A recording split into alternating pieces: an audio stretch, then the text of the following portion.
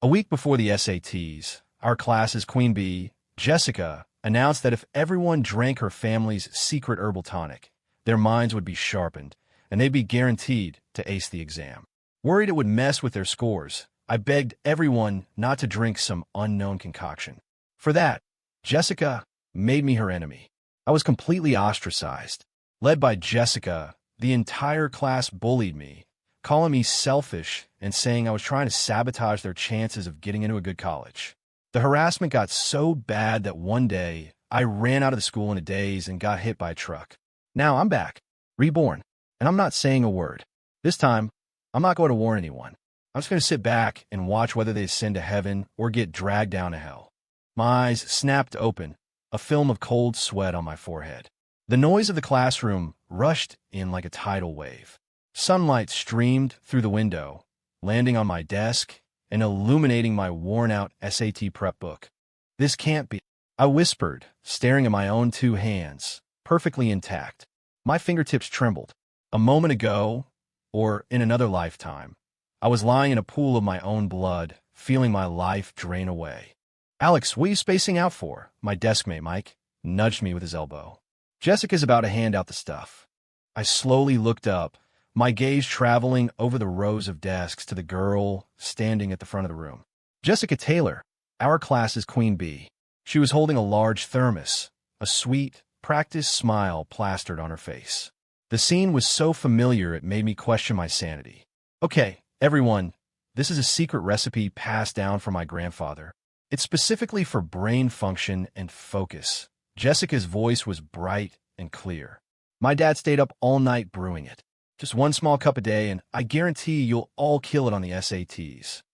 My fist clenched so tightly my nails dug into my palms. I was reborn. I was back on that fateful day a week before the SATs, the day Jessica handed out her miracle tonic. Last time, I pleaded with them, warning them not to drink something they knew nothing about. I even secretly poured some of it down the drain. And what did I get? I was iced out by the entire class and became the target of Jessica's smear campaign.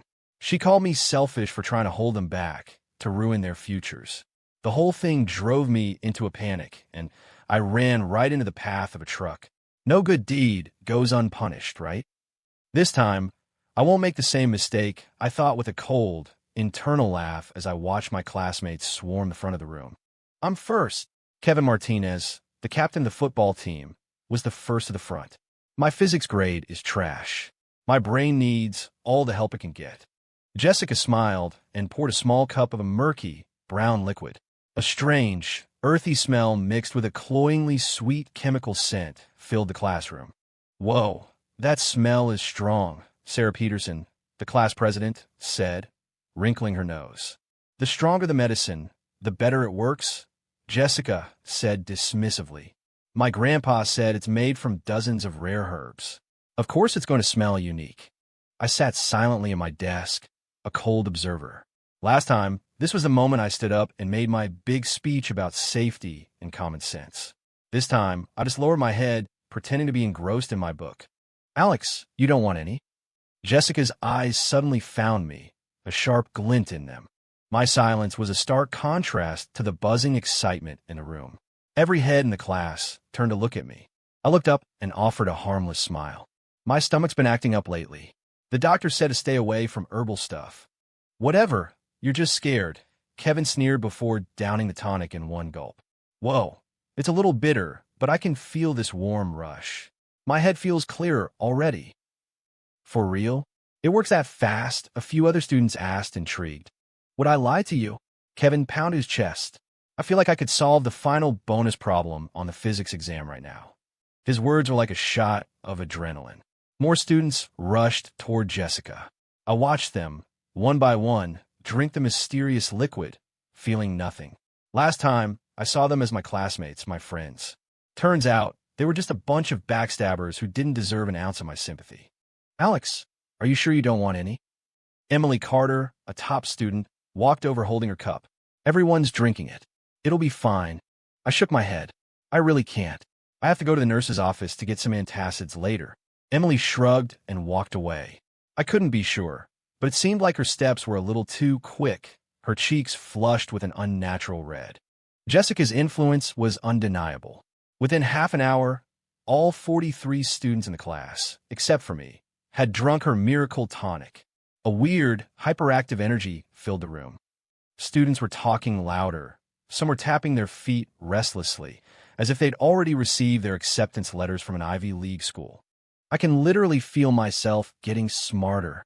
Mike suddenly shot up from his seat. I can remember every single math formula. Me too. Jessica, this stuff is amazing. The praise was endless. Jessica stood at the front of the room, preening like a peacock. I just watched their little performance, marveling at their hidden acting talent. After 3 years, I was finally seeing it. Everyone settled down. Our homeroom teacher, Mr. Harrison, walked in, frowning at the chaos. What's going on in here? Sir, we drank Jessica's family's secret brain-boosting tonic. It works great, a student announced excitedly. Mr. Harrison looked at Jessica suspiciously. What tonic? Did you get this approved by the school?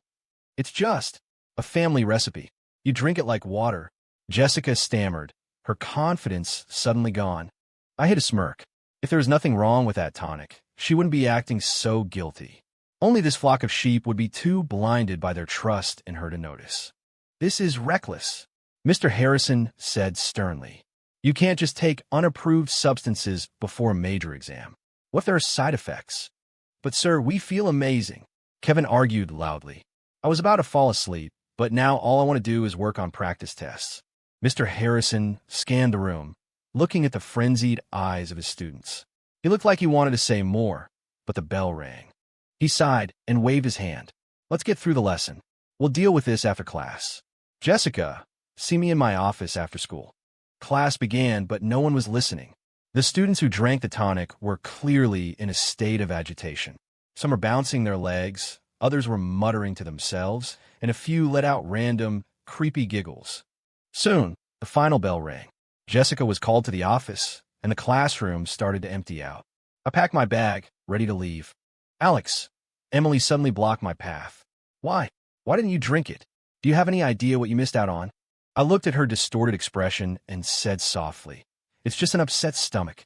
You don't look so good yourself. Maybe you should see the nurse. I feel great. Better than ever. Emily laughed, her voice shrill. I'm so sharp right now. I feel like I could get a perfect score. I didn't bother arguing. I just walked out of the classroom. We'll see about that. 2 sunlight streamed through the classroom window, hitting my desk.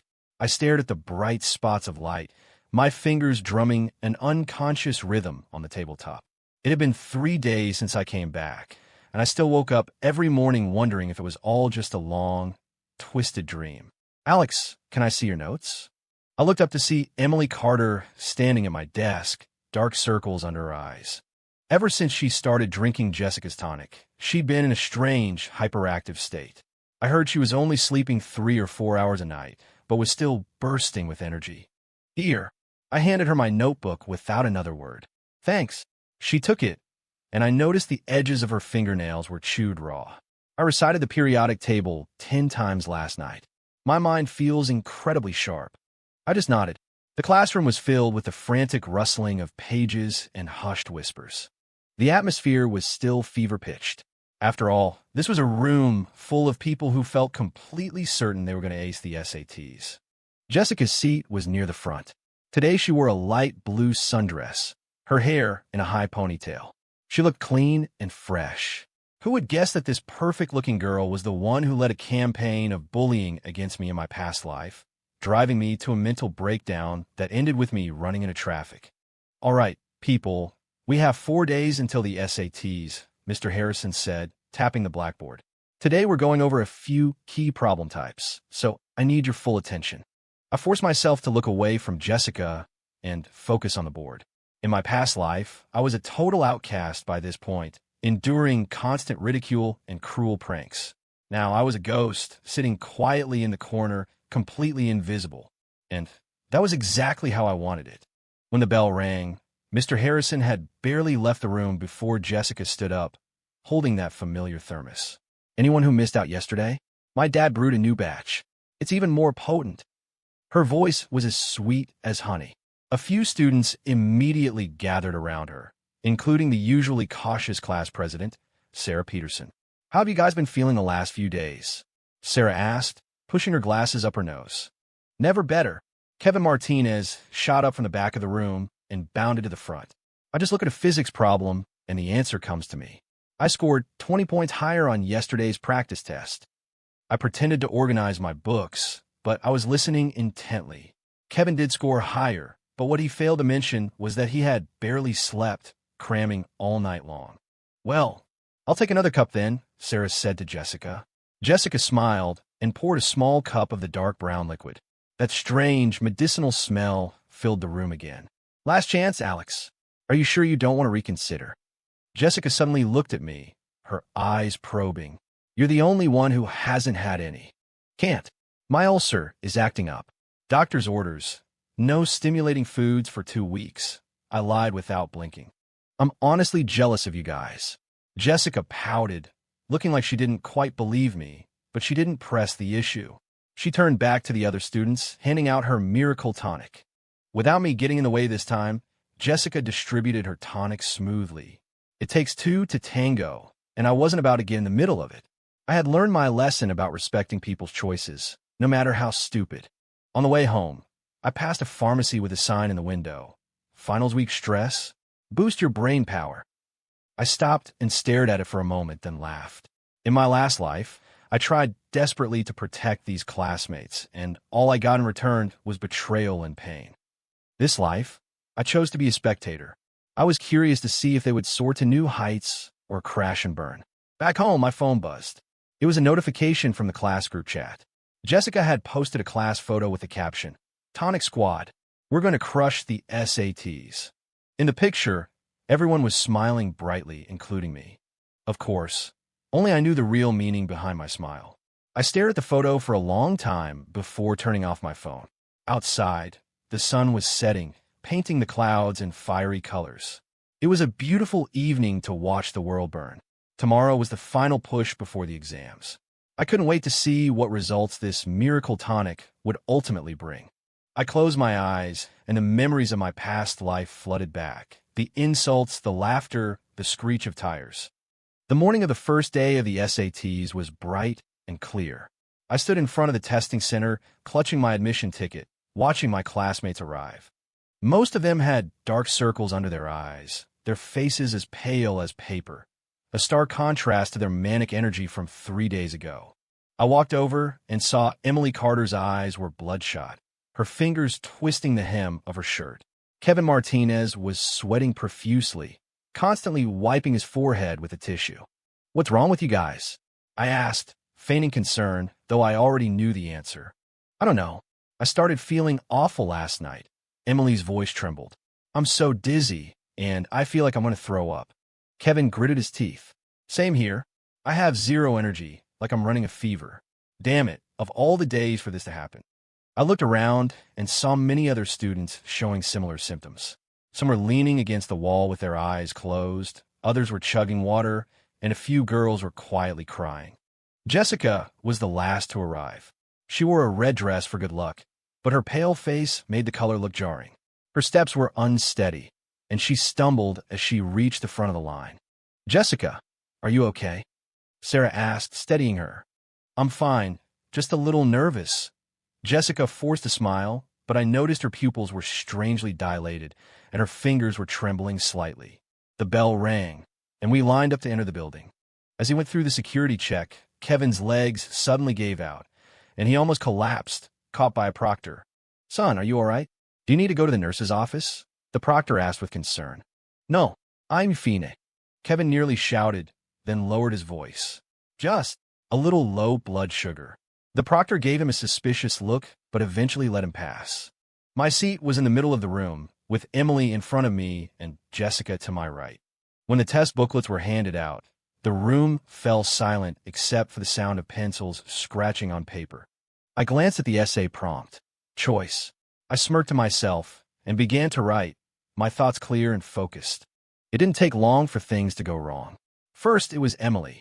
She kept shifting in her seat, her left hand pressed hard against her temple, while her right hand moved slower and slower across the page. Then Jessica, sitting bolt upright, but I could see her shoulders trembling. Kevin had it the worst. An hour into the exam, he suddenly raised his hand. "Sir, can I use the restroom?" The proctor frowned.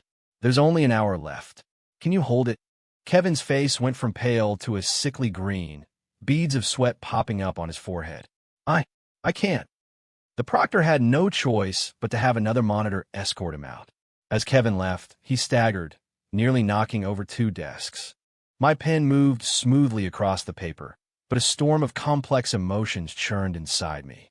In my last life, I died because I failed to make the right choice. This time, my choice was right, but what about theirs?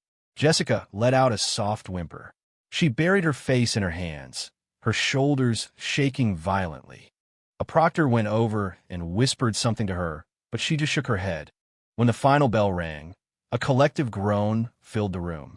Emily's essay was only half finished, the paper stained with what looked like teardrops. Jessica's test booklet had huge blank sections. She hadn't finished either. "It's over.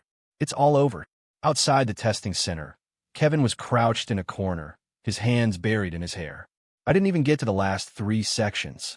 My mind just went blank. Sarah didn't look much better. I completely blanked on the vocabulary section. I knew all those words by heart yesterday. The air was filled with the sounds of their complaints. Only I remained silent.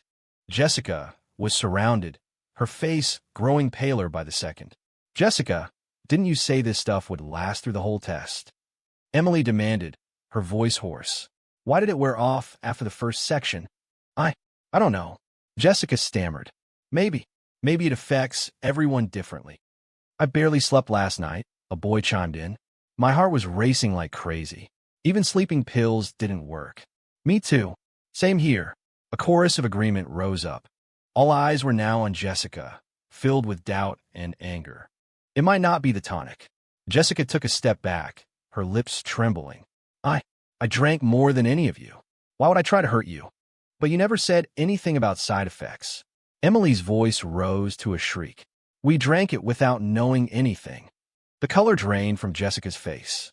I stood on the edge of the crowd, watching the confrontation escalate. They had ganged up on me just like this in my past life. Only then it was because I tried to stop them from ruining their future. "Okay, everyone," Sarah stepped in, "try to be the peacemaker. We still have a math section this afternoon. Let's just calm down and get some rest." The crowd reluctantly dispersed, but I saw the way a few of them looked at Jessica. It was the look of shattered trust, the same look they had given me before. The afternoon math test was a bloodbath. Within half an hour, 3 students had to be escorted out due to dizziness and nausea. Emily burst into tears in the middle of the second section and was taken out by a proctor. Jessica lasted until the end, but her answer sheet was mostly blank, and when she handed it in, her hand was shaking so much she could barely hold the pencil. By the time the second day of testing was over, the class group chat was completely silent, as if everyone had vanished. Just as I predicted. But this was only the beginning. The real storm would hit when the scores were released, when they finally realized that their entire futures had been destroyed by a cup of so-called miracle tonic. And all I had to do was wait. 3 days after the SATs, the class group chat exploded. Lying in bed, I scrolled through the flood of new messages. It started with Kevin posting at 3 a.m. "Is anyone else's whole body aching so bad they can't sleep?" A dozen replies appeared in an instant. "It hurts so much. Feels like I got beat up. I've got a 102-degree fever. I'm at the ER. My pee is brown." The doctor asked what I took. I scrolled slowly, a small smile playing on my lips. The same classmates who had followed Jessica in bullying me were now getting exactly what they deserved. The group chat had over 99 new messages, and the tone quickly shifted from complaining to demanding answers from Jessica. Finally, someone tagged her directly. At "Jessica Taylor, what the hell was in that tonic? The doctor says I have drug-induced poisoning." A few minutes later, Jessica replied, "There's no way the tonic was the problem. It's probably just a personal reaction. I feel sick too, you know." Her comment was like throwing water on a grease fire. Bullshit. The whole class is sick, and you're blaming our personal reactions. What were the ingredients? Don't you think you owe us an explanation? Jessica went silent. I closed my phone and walked to the window.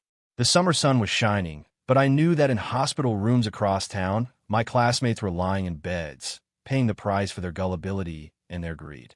The next day, I happened to be passing by the local hospital. Near the entrance to the inpatient wing, I ran into Emily's mother. Her eyes were red and swollen, and she was clutching a stack of bills.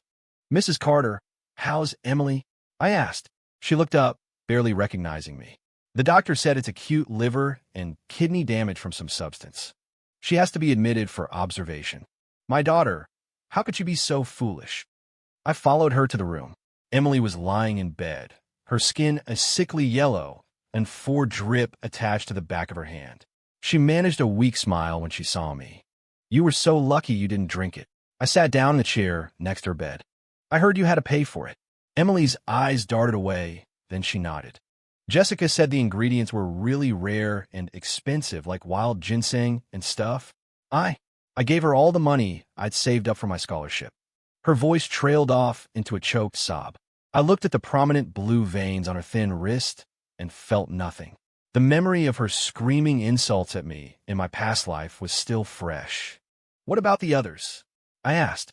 "Kevin is on the floor above me. Abnormal liver function. Sarah's symptoms are milder, but she still has to come in for daily 4 treatments." Emily suddenly grabbed my wrist. "Alex, do you think Jessica knew there was something wrong with it?" I didn't answer directly. "What do you think?" Emily let go, her eyes dimming. "I found out yesterday she lied to Mr. Harrison. When he asked for a sample, she told him it was all gone.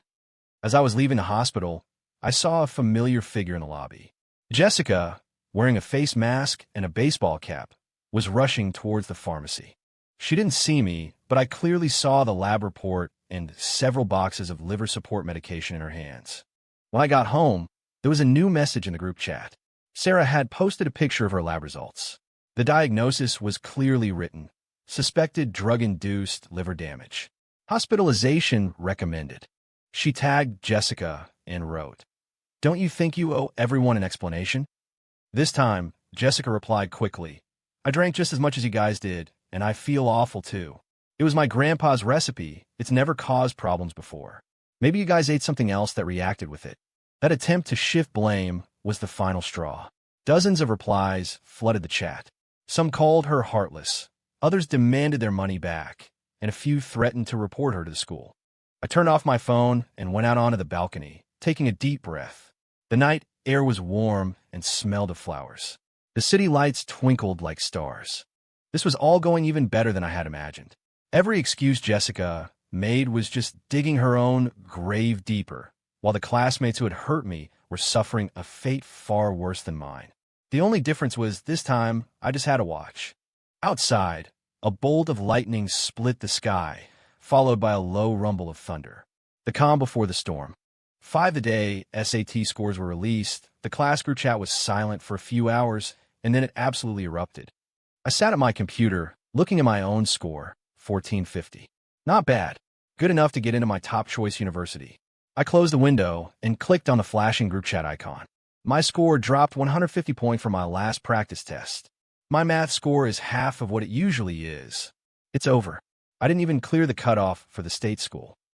Desperate messages flooded the screen. I counted, and nearly every student was complaining about a massive drop in their scores. The same people who, led by Jessica, had mocked me were now tasting the bitter fruit of their own actions. The sun beat down on the pavement, and the sound of cicadas filled the air. The sweltering heat was a perfect match for their burning rage. At 3 in the afternoon, I was near the suburban neighborhood where Jessica lived. From a distance, I could see a crowd of about 20 students and a dozen parents gathered in front of her house. Kevin Martinez was at the front, repeatedly mashing the doorbell. I found a spot under a tree, close enough to see everything but far enough not to get involved. "Jessica, get out here. Give us our money back. Pay our medical bills. You ruined my kid's future." The shouting grew louder, and a few neighbors peeked out their windows. Finally, the front door opened, but it wasn't Jessica. It was a middle-aged man, her father.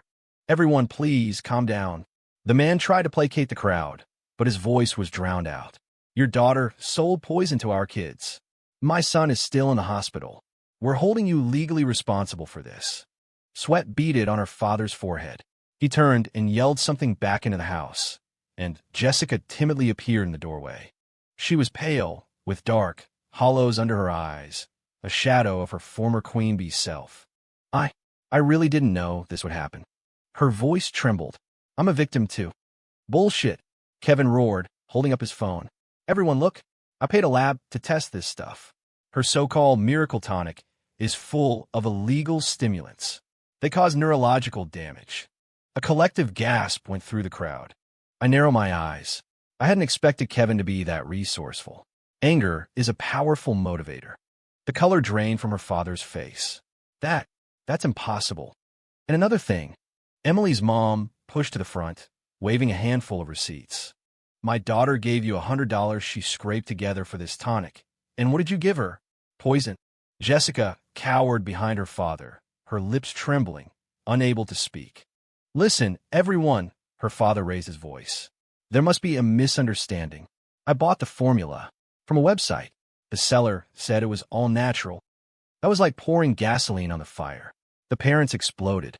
Some called them scammers. Others yelled about calling the police, and a few emotional ones tried to push forward. You bought online? Kevin's voice was distorted with fury. Your daughter told us it was a secret family recipe, and you charged us hundreds of dollars. Her father wiped his brow. The ingredients were expensive. Liar, another student shouted. I looked it up. You could buy those so-called smart drugs online for $10 a bag. The truth was unraveling, fanning the flames of the crowd's anger. I looked at Jessica's pale, terrified face and remembered her arrogant expression as she led the charge to bully me. Now, it was her turn to feel what it was like to be the target of everyone's hate. Refund, pay our medical bills. We're calling the cops. The chants grew louder. Her father tried to explain, but no one was listening. Suddenly, Kevin lunged forward and shoved him. Do you have any idea that I missed my physical for the military academy because of your crap? That was my dream, my whole life. That shove broke the dam. A few other boys surged forward. The scene descended into chaos. Someone grabbed Jessica's shirt. Another pointed and screamed at her father. Her mother ran out of the house to protect her and was shoved aside by an angry parent. Stop it. Everyone, stop, her father yelled, trying to restore order, but it was useless. In the middle of the chaos, Jessica broke free and bolted back towards the house. Kevin and two other guys immediately gave chase. Don't run. You're not getting away with this. I stayed where I was, listening to the frantic footsteps and shouting from inside. Suddenly, a sharp scream cut through the air, followed by the sickening, dull thud of a body tumbling down a flight of stairs. For a second, everyone froze. Then they all rushed towards the house. I slowly followed and saw Jessica lying in a heap at the bottom of the staircase. Her right leg was bent at an unnatural angle, and her face was covered in blood. The three boys who had chased her stood a few feet away, their faces white as sheets. I didn't touch her, Kevin stammered. She tripped. Jessica's mother let out a heart-wrenching scream and scrambled towards her daughter. Someone yelled to call 911. Others began to quietly back away. The mob that had been so aggressive moments before deflated like a popped balloon. The sound of an ambulance siren grew closer. I retreated to the edge of the crowd, a cold observer watching the drama unfold. As Jessica was loaded onto a stretcher, she was still moaning. Her father got into the ambulance with her, but not before glaring at everyone present. None of you are getting away with this. I'm calling the police. But no one was scared. One of the parents sneered. Go ahead. It'll be a great time to tell them all about you selling illegal drugs to minors. After the ambulance left, the crowd slowly dispersed, but the angry murmurs continued. I heard people talking about filing a class action lawsuit, calculating medical bills, and the cost of retaking the SATs. I turned and walked away, feeling nothing. When they drove me to a breakdown that ended in a car crash, no one called an ambulance for me. Back home, I opened my laptop. The group chat was on fire. Someone had uploaded a video of the confrontation. People were debating legal liability. Others were just glad they hadn't laid a hand on anyone. Kevin posted a long message, detailing exactly how Jessica had fallen down the stairs on her own, terrified of being held responsible. I closed my laptop and went to the balcony. Night had fallen, and the city lights twinkled like distant stars. This revenge was playing out even better than I could have planned. I didn't have to lift a finger. They were already destroying each other. I heard Jessica's leg was broken and that her face would be scarred. For someone so obsessed with her looks, that was probably a fate worse than death.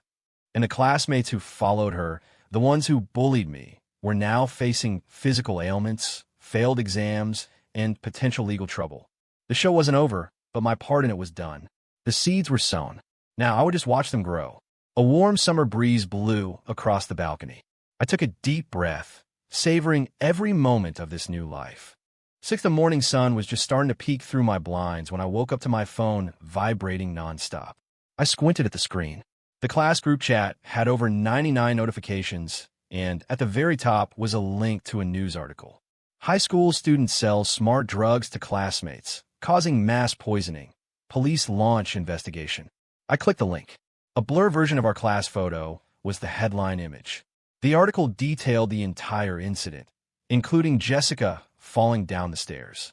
The comments section was a war zone. People were calling Jessica evil, sympathizing with the victims, and debating how much responsibility the school should bear. I got up and opened the curtains. Down on the street, I could see a couple of people with cameras asking the security guard questions. Everything was unfolding just as I had anticipated. In the group chat, the reactions were mixed. Some were worried about their privacy being exposed, others were angry that the media was sensationalizing the story, and a few were discussing whether they should give a collective interview to set the record straight. Kevin posted a voice message, his voice hoarse. The cops came to my house last night. They had questions about Jessica's fall. I put my phone down and went to the bathroom. My reflection in the mirror was calm, impassive. After getting ready, I turned on my computer and searched for more news. The story had hit the national trending topics on Twitter. The hashtag Queen Bee drug scandal had over 2 million mentions. News outlets were competing for scoops, and one had even dug up information about the supplement company Jessica's father ran, alleging a history of shady practices. An interview clip caught my eye. Emily's mother, her eyes red, was telling a reporter how her daughter went from being a top-ranked student to a patient in a hospital bed. The doctors say the liver damage might be permanent.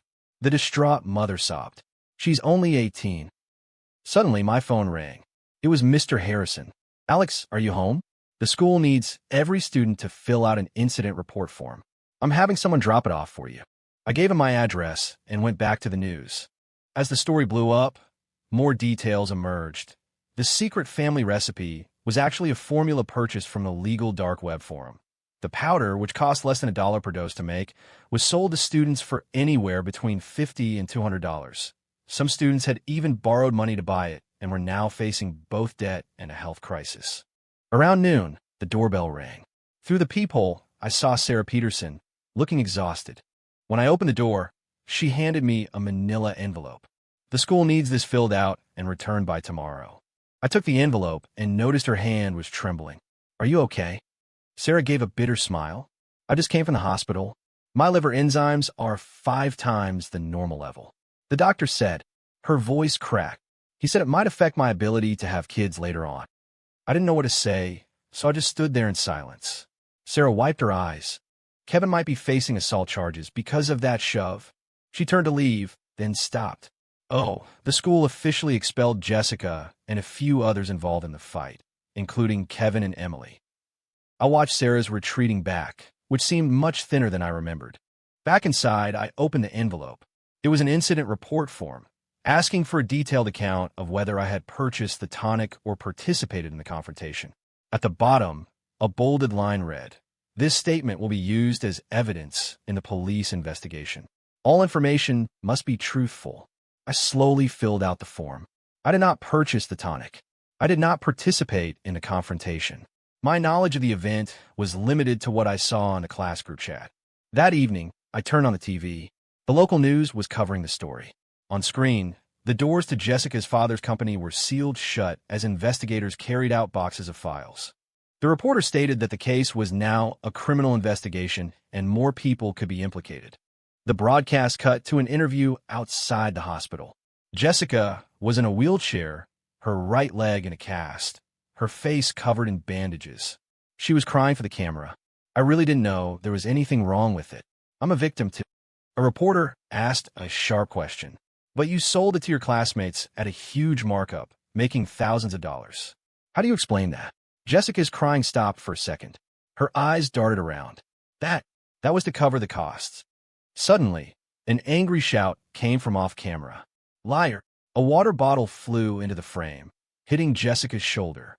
The scene devolved into chaos as the camera quickly cut away. I turned off the TV and walked to the window. Night had fallen, and the city was lighting up. The storm was growing bigger than even I had expected. I wondered if any of them, in this moment, felt a single shred of regret. My phone buzzed, interrupting my thoughts. There was a new post in the group chat. This time, it was a link to a shared document titled, "The Sins of Jessica Taylor." I opened it. Inside was a detailed list of her alleged wrongdoings from freshman year to senior year. Cheating on tests, spreading rumors, stealing from the class fund. A mix of fact and fiction. The document ended with the line, "Scum like her doesn't deserve to live." I frowned and checked the edit history. At least a dozen people had contributed. The comment section was even more unhinged. Someone suggested they all go to the hospital to get justice. Another posted Jessica's room number. A third posted a picture of a knife. This was no longer just anger. It was tipping over into something dangerous. I closed my phone and sat at my desk. When they pushed me to my death, did anyone speak up for me? Now that they were reaping what they sowed, why should I pretend to care? Outside, another flash of lightning, followed by the deep rumble of thunder. Someone anonymously posted Jessica's detailed hospital information in the class group chat. Maple Creek General, East Wing, 7th floor, room 712. Right leg fracture, minor concussion, expected to be hospitalized for 2 weeks. The post even included the daily schedule for her medical checks. In room 712, the door was slightly ajar. Through the crack, Jessica could be seen propped up in bed, her casted right leg in a sling, her face patched with gauze. She was staring at her phone, frowning. There were no flowers or get-well cards on her nightstand. Only her mother, mechanically peeling an apple. Down the hall, 2 nurses were talking in low voices. "That poor girl in 712 had another nightmare last night," the younger one said. The older nurse scoffed. "Poor? Did you see the news? She's the one who poisoned half her class. They just admitted another one of her classmates this morning to 715. Kidney failure. Kid's only 18. Room 715 was just a few doors down, its door closed, but shadows of several people moved against the window. On a bench outside the hospital, Emily's mother stared at a lab report, her shoulders shaking. A corner of the report was visible, with the words, "Poor prognosis. Long-term treatment required." The July sun was scorching. The class group chat had hundreds of unread messages. A link to a new, anonymous chat group was being shared repeatedly. Its name? Justice. I clicked the link. The group already had over 20 members. The pinned message was a photo of a lab report, all liver function indicators in the red. The caption read, "The doctor said I can never drink alcohol again for the rest of my life. And that bitch is still in there playing the victim." The replies were a cascade of fury. My parents wasted thousands of dollars on SAT tutors for nothing. I thought our family's assets were frozen. Where's our money? Money isn't enough. I want her to know what it feels like to wish you were dead. Further down, someone posted a picture of Jessica's hospital room, clearly taken in secret. The latest messages were discussing a plan of action. Her mom leaves tomorrow afternoon. The nurse's shift change is at 2 p.m. The East Wing stairwell has no security cameras. I'll bring rope. Who has a camera? I shut my phone and stood at the bus stop. The street was busy with cars and people, no one paying any attention to the storm brewing inside a high school student's mind. Just then, my phone buzzed again. It was a notification from the anonymous group. Kevin had posted a message. "Tomorrow, 2 p.m., meet at the east entrance of the hospital. Wear masks and hats. If you're not coming, pretend you never saw this." 7 or 8 replies popped up immediately. Some asked for details. Others confirmed they would be there. The last message was from an unknown user. "I'm bringing pepper spray and zip ties. That'll be more than enough for that bitch." I closed the app and turned on the TV. The local news was giving an update on the high school smart drug case. The screen showed Jessica's father's supplement company, its doors sealed. The reporter said the case had been handed over to the district attorney's office and that her father was likely facing felony charges for manufacturing and selling illegal substances. Among the victims, 5 students have been hospitalized, 2 of whom are in serious condition. Experts say the drug contained a banned substance known to cause permanent liver and kidney damage. I changed the channel. An old movie was playing. The main character said, "Revenge is a snowball. Once it starts rolling, you can't stop it."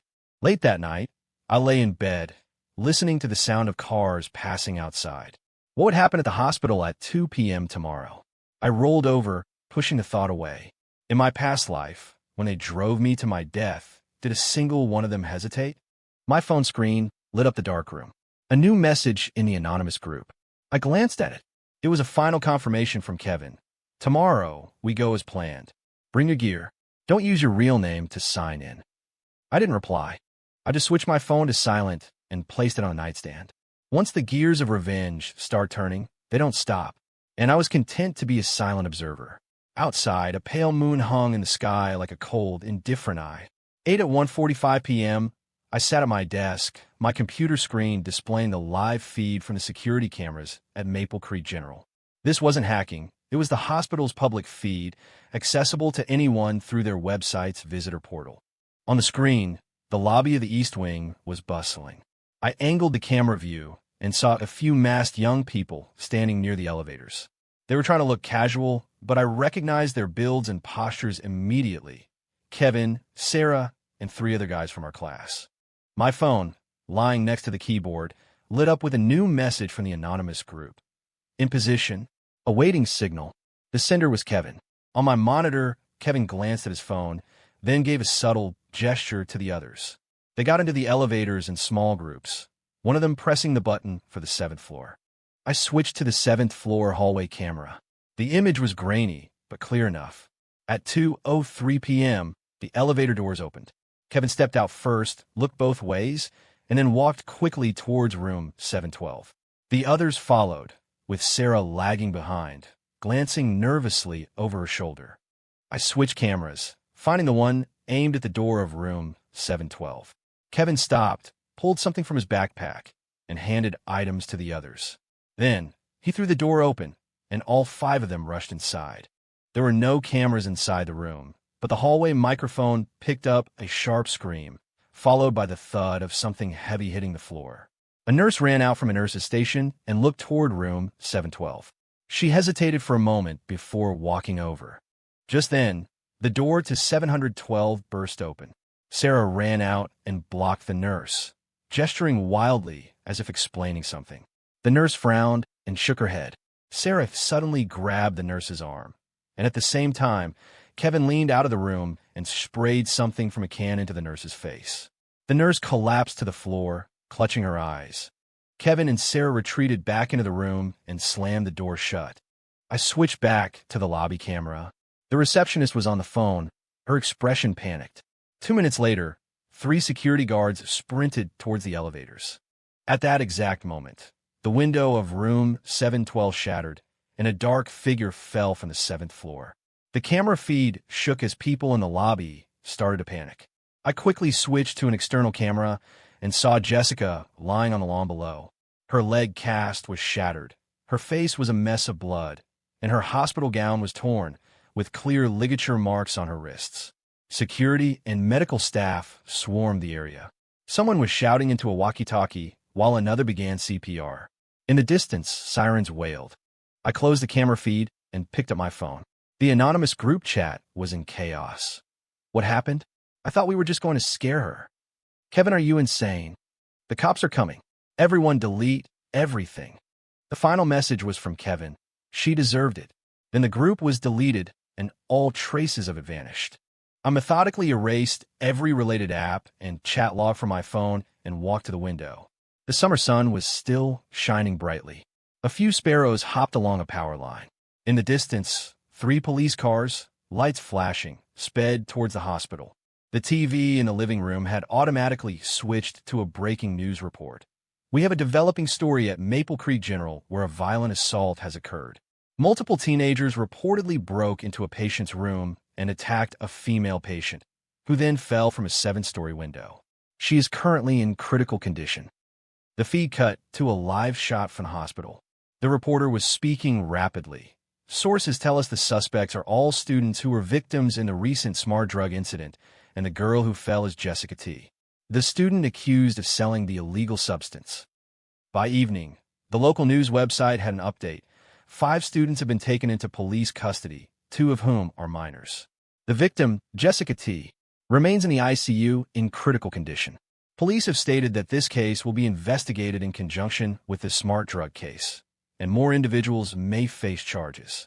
My phone buzzed. It was a mass text from the school. All graduating seniors are required to attend an emergency assembly tomorrow at 9 a.m. Attendance is mandatory. I knew the show was nearing its finale. Tomorrow, the school would announce disciplinary actions, the police would release more details, and I would continue to play the part of the invisible bystander. The lamp on my desk cast my shadow onto the wall, making it look unnaturally tall. So this was the taste of revenge. Not the triumphant joy I might have expected, but not guilt either. It was like watching the end of a movie whose plot I already knew by heart. Outside, the wind rustled the leaves. What would the world look like when the sun rose again?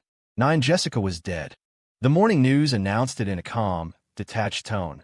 The victim in yesterday's violent incident at Maple Creek General, Jessica T., succumbed to her injuries and was pronounced dead at 3 a.m. this morning.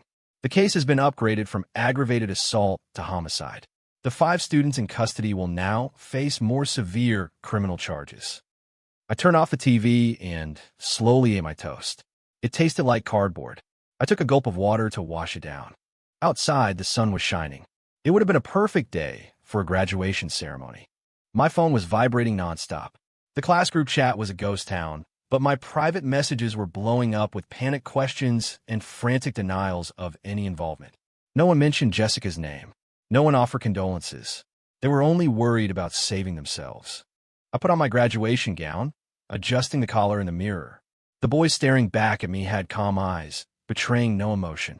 After all, I had faced death once before. 2 police cars were parked at the school entrance. Officers were checking student IDs. I calmly handed mine over, and the officer waved me through. The atmosphere in the auditorium was heavy. The principal stood at the podium, his face grim. My classmates, usually so loud, were silent, every one of them staring at the floor, terrified of being called out. Today was supposed to be your graduation. The principal's voice was hoarse. But due to the horrific actions of some of your peers, it has become a crisis assembly. His eyes scanned the crowd.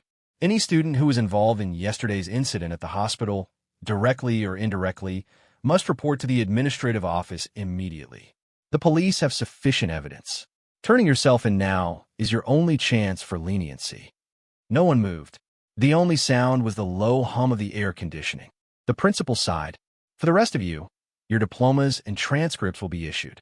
However, given the severe nature of this event, the school is canceling all graduation festivities.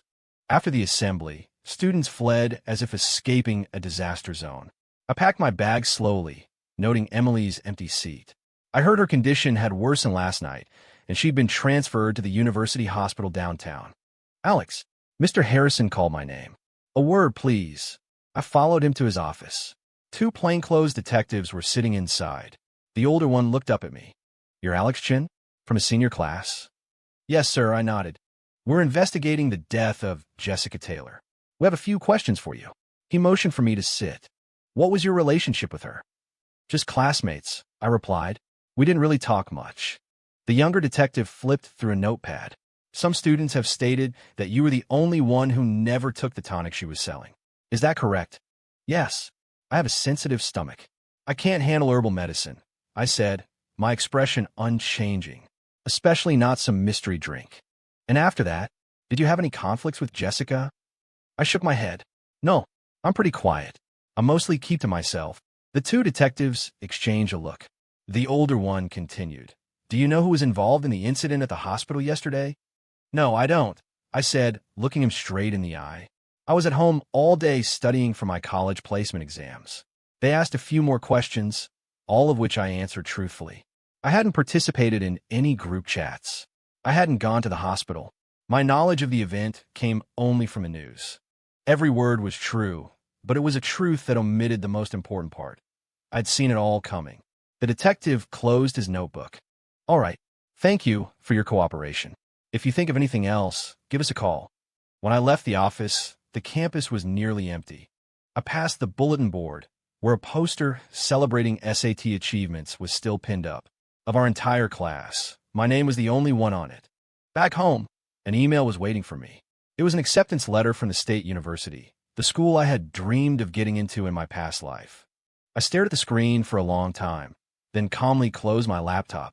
That evening, the local news provided another update. 3 more students have turned themselves in connection with a hospital homicide. Police sources indicate the number of individuals involved could be more than 10. The primary suspect, Kevin M., and his accomplices will likely face murder charges, with potential sentences exceeding 10 years. The screen cut to a shot of Emily's mother, speaking from the university hospital. My Emily is a victim, too. She has permanent kidney failure. She'll need treatment for the rest of her life. Those kids, they were just so angry. I turned off the TV and walked onto the balcony. Night fell, and the city lights began to glow like a galaxy of fallen stars. In my past life, I was lying in a cold morgue at this very moment, while the people who put me there were out celebrating their graduation. Now, our roles were reversed. My phone buzzed one last time. It was a final message in the class group chat from Sarah. I'm turning myself in. I was a lookout for Kevin. That makes me an accomplice. I just hope the judge goes easy on me, since I'm a minor. I deleted every photo, every message, every trace of my high school class from my phone. Tomorrow, I would drive to the university to register for orientation and start my new life. As for the people who hurt me, Kevin would spend his youth in prison. Emily would spend her life tethered to a dialysis machine. The others would carry a criminal record forever, their futures irrevocably altered. And not a single drop of blood was on my hands. On my desk, the university acceptance letter gleamed in the lamplight. I carefully placed it in a drawer and turned off the light. Outside, a bright moon hung in the sky. Tomorrow was a new day,